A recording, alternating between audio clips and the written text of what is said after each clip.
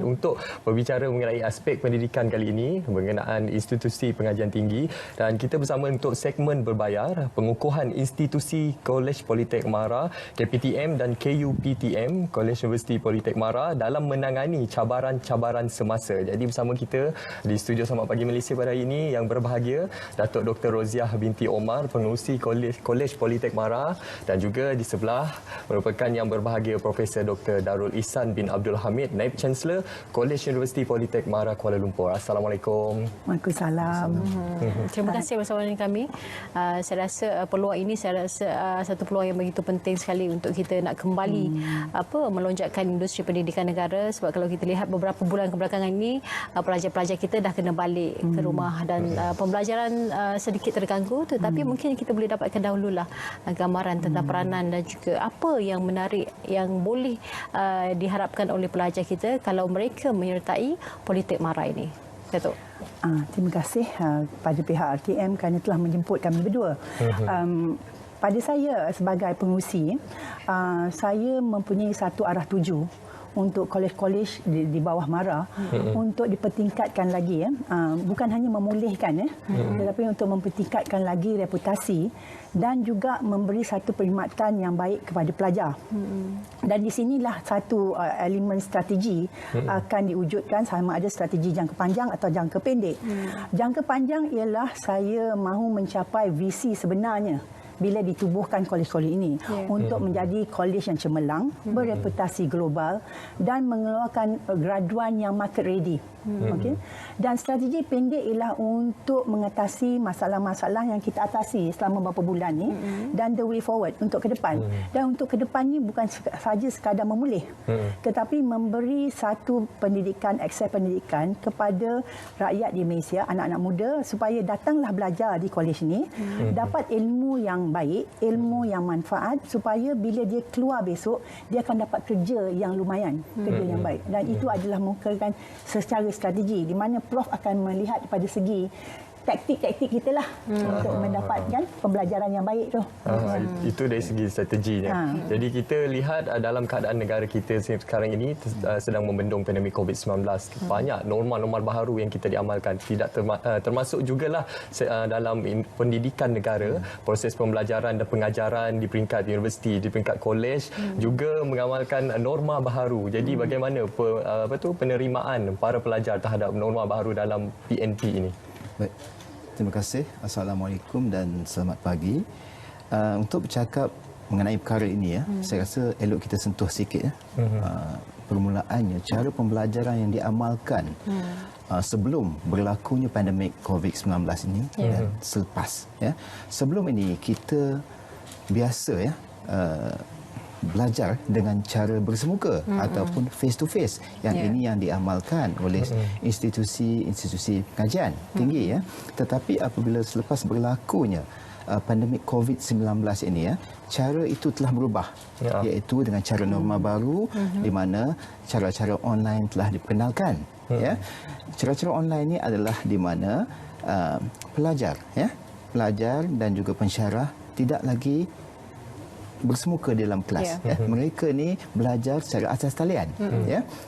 Pensyarah berada di rumah, pelajar berada di rumah sendiri. So mereka mendapat ilmu dengan cara sebegitu. Ini adalah untuk mengekanglah penularan COVID-19 yang sangat bahaya pada kita ini. Ini adalah cara baru. Walaupun tidak dinafikan di Malaysia ni ada institusi pengajian tinggi yang telah pun menggunakan cara online, even di tempat kami juga di KUPTM. Kami mempunyai blended system di mana cara online dan juga cara bersemuka digunakan.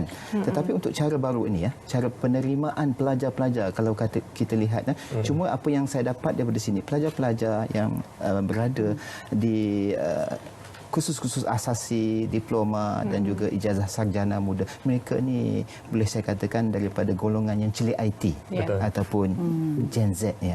Penerimaan mereka itu adalah baik, cuma ada juga masih yang merasa ragu-ragu. Ini adalah tugas cabaran kita sebagai pensyarah dan juga pendidik untuk meyakinkan mereka dengan cara baru ini. Because of cara baru ini sebenarnya kita telah ada, cuma untuk kita perluaskan, macam contohnya macam di negara-negara baru, di negara-negara maju contohnya, negara maju telah mengamalkan benda ni secara online sejak lama dahulu, dan kita ini baru untuk memulakan, untuk memperluaskan supaya untuk kita mempopularkan cara-cara baru ni. Sebagai contoh, tugas saya sebagai pengurusi ialah untuk memperkasakan agenda untuk memastikan cara baru ni berjaya. Yes. So apa yang nak Chancellor minta untuk universiti tu, insya-Allah lah, untuk mempertingkatkan platform online, untuk memperkasakan pensyarah. Pensyarah ni pun kena dilatih juga. Tak semua pensyarah handal dalam online teaching, kan? Jadi banyak benda-benda ICT yang perlu diperbarui, pertingkatkan. Dan saya mendapat komitmen yang kuat daripada peringkat Majlis Mara, Pengurusan Tertinggi untuk segala kemudahan-kemudahan inilah.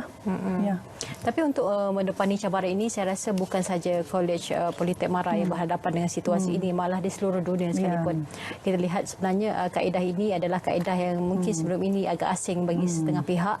Tambah lagi kalau kita melihat sebenarnya penggunaan dalam talian dengan cara maya itu ada kekangan yang perlu kita hadapi. Bersemuka itu berbeza. Seperti kita sekarang, reaksi dan juga interaksi kita berbeza. Tetapi apabila secara dalam talian, ia adalah satu kaedah pembelajaran yang baru, tetapi bagaimana nak memastikan supaya ia berkesan dan memberi manfaat kepada para pelajar, kerana ini saya rasa bukan hanya akan berlaku pada waktu COVID-19 ini saja, tetapi juga satu pembaharuan yang akan dibawa pada masa akan datang.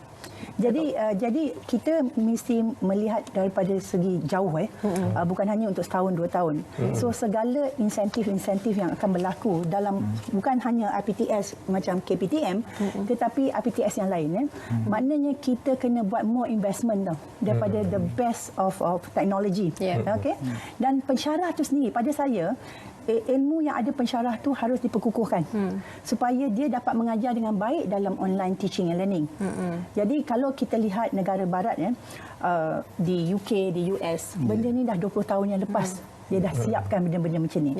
Sudah ada video, sudah ada digital dalam part of face to face. Lagi satu, pelajar tu sendiri, pada saya pelajar tu mesti mempunyai motivasi untuk berubah cara dia belajar. Tidak mahu lagi alasan-alasan negatif. At the end of the day, kita nak pelajar kita market driven, market ready. So teknologi merupakan satu asas utama untuk seorang itu diambil bekerja dalam senario in the future. Kalau you bersebut tentang IR 4.0, apa yang penting? Teknologi. So daripada sinilah pelajar mula mengenali the use of technology. Pada saya. Betul. Itu saya kira sekarang ini ramai adik-adik kita yang sedang menonton, yang sedang mencari arah kat mana mereka untuk menyambung pengajian selepas ini. Jadi mungkin Prof boleh terangkan, adakah pengambilan masih lagi diteruskan untuk KPTM dan KUPTM, dan juga bila dan juga bagaimana proses pengambilan tersebut boleh dilakukan? Baik, terima kasih. Ya, saya ingin nyatakan di sini bahawa proses pengambilan untuk pelajar-pelajar baru di KPTM dan juga KUPTM masih diteruskan. Pelajar-pelajar ataupun adik-adik yang di luar sana hanya perlu melayari laman web kami, iaitu www.kptm.edu.my dan juga laman web KUPTM, www.kuptm.edu.my. Segala permohonan dilakukan secara online, informasinya terdapat dalam web, laman web juga tersebut. Mak-mak lah, I think yang kadang-kadang yang buat pilihan ni mak kan.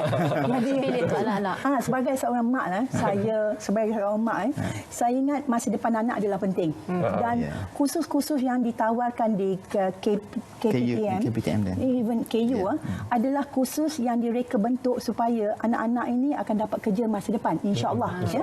Dan bila saya dilantik sebagai pengurusi, dengan pengalaman saya yang ada, saya akan cuba sedaya upaya saya untuk mempertingkatkan reputasi kolej-kolej ini. Dan yang paling penting ialah graduan-graduan kita mendapat kerja. Dan saya nak bercakap dengan mak-mak lah. Akhirnya bila kita bagi akses pendidikan kepada anak-anak kita, masa depan anak kita akan terjaga. Dan insya-Allah lah MARA dan pengurusan tertinggi akan memastikan anak bangsa kita akan terjaga, terjamin. Dan juga saya bercakap dengan Prof, kita juga harus buka KPTM lebih kepada kaum-kaum lain. Tarik mereka masuk. Dan saya sedang berusaha untuk mempertingkatkan lagi pelajar antarabangsa. InsyaAllah College Universiti ini dalam setahun lagi mungkin akan jadi universiti. Universiti penuh. Dan niche area dia akan memastikan anak bangsa kita akan bersifat lebih global. Khusus-khusus yang dia tawar akan lebih futuristic work lah. Kita akan fikir kerja-kerja masa depan lah. Kerja-kerja yang akan equip both women and men. Tahu pelajar-pelajar perempuan ramai tahu dalam KPTM. Lebih daripada 60%. Dan kalau kita kaji minda sikap wanita masa depan, apa yang dia nak? Dan di sinilah saya sebagai pengurusi, maaflah perempuan kita tahu apa cita rasa wanita masa depan. Betul. So, saya akan createkan kursus-kursus yang relevan untuk wanita-wanita kita, wanita muda kita berjaya di masa depan. Itu saya akan buat. Betul. Mungkin ringkas sebelum kita akhiri, pesanan kepada mereka yang ingin mencari ruang-ruang untuk melanjutkan pengajian, terutama apabila sekarang baru kita tahu sebenarnya ada banyak perkara kita perlu halusi, terutama ketika COVID-19 ini berlaku, ada yang hilang pekerjaan, malah di peringkat profesional juga berhadapan dengan pelbagai risiko. Segalanya mungkin. Kini cara kita melihat masa depan juga tidak boleh lagi hanya melihat kemahiran itu cukup dengan mahir setakat itu saja. Kita perlu variasi supaya apabila apa-apa berlaku, contohnya ketika COVID ini, kita masih lagi boleh ada survival pada masa yang akan datang. Dan Prof, kita dah tengok apa penjana yang akan beri kepada student-student kita in the future. Kita tengah berfikir apakah skill set yang baru yang kita harus bagi pada student-student kita yang nak lulus di semester. Jadi ini merupakan tambahan ilmu. Dan kerajaan sekarang amat prihatin because at the end of the day satu negara yang sejahtera ialah mana orang muda dia dapat bekerja. Itu merupakan satu jangka panjang, strategi jangka panjang untuk kesejahteraan sebuah negara dan bangsa. Okey Prof, kalau ada apa-apa perlu nak kata. Mungkin sebelum kita akhiri tambahan daripada baik, untuk saya tambah untuk pembelajaran di KPTM saya rasa dan juga KUPTM kami di institusi pengajian di sini menjadikan berbagai-bagai program sebenarnya daripada profesional dan business management dan lain-lain. So kami menyeru saya menyeru untuk yang di luar sana silalah menyertai kami menyertai kami, dan kita di KPTM dan KUPTM akan mendidik dengan barisan para pensyarah yang berpengetahuan tinggi dan juga berpendidikan tinggi. InsyaAllah akan cuba mendidik pelajar-pelajar ini untuk menjadi insan yang berjaya, dan juga apabila bergraduat nanti akan mendapat pekerjaan. Dan juga saya juga ingin tekankan di sini bahawa pelajar-pelajar yang berada di serata Malaysia boleh pergi ke KPTM yang berdekatan, contohnya yang di utara boleh pergi ke Al-Ustaz sebagai contohnya.